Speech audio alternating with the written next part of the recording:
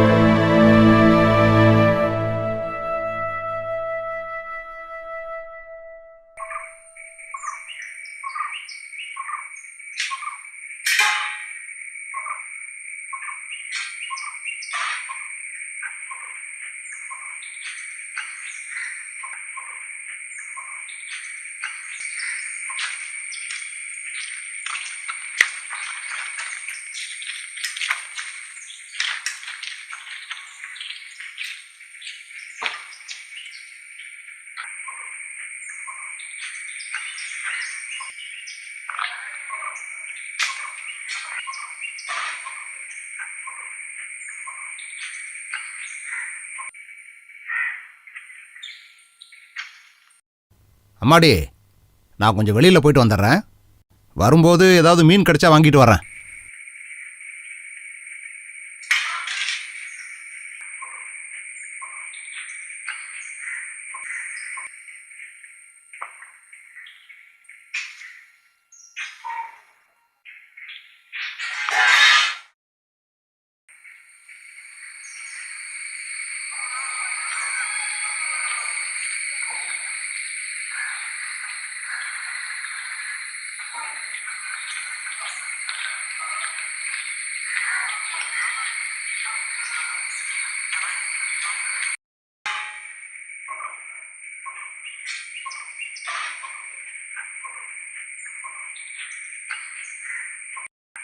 மா,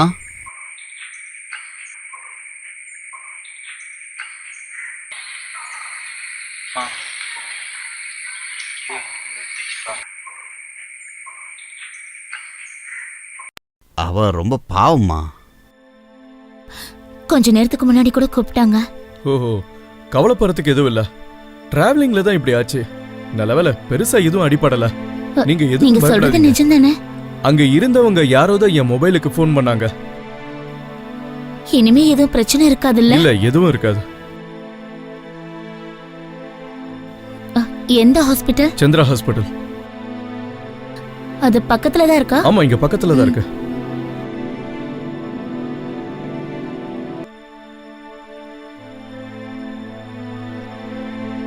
ஒவ்வொருத்தரோட வாழ்க்கையிலையும் ஒவ்வொரு கதை உருண்டோடிக்கிட்டு இருக்கு.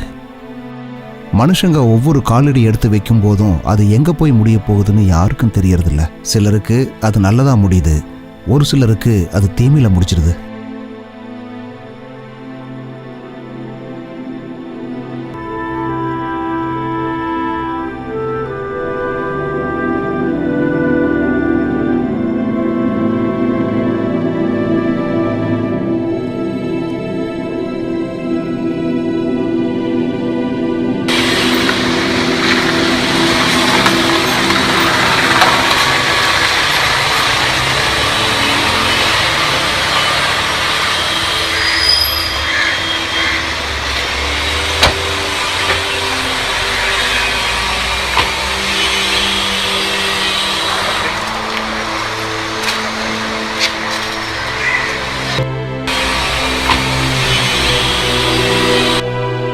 வாழ்க்கையில் ஒரு சிலருக்கு திருப்பு முனையாகிறது ஒரு சில முகங்களை பார்க்கும்போது தான், சில முக்கியமான தருணங்களில் தான். முன்கூட்டியே எதையும் நம்மால் யூகிக்க முடியாது.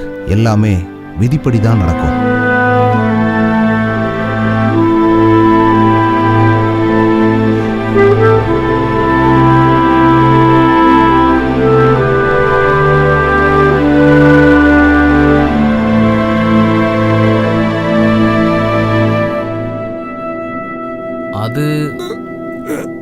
இதுக்கு மேலதான்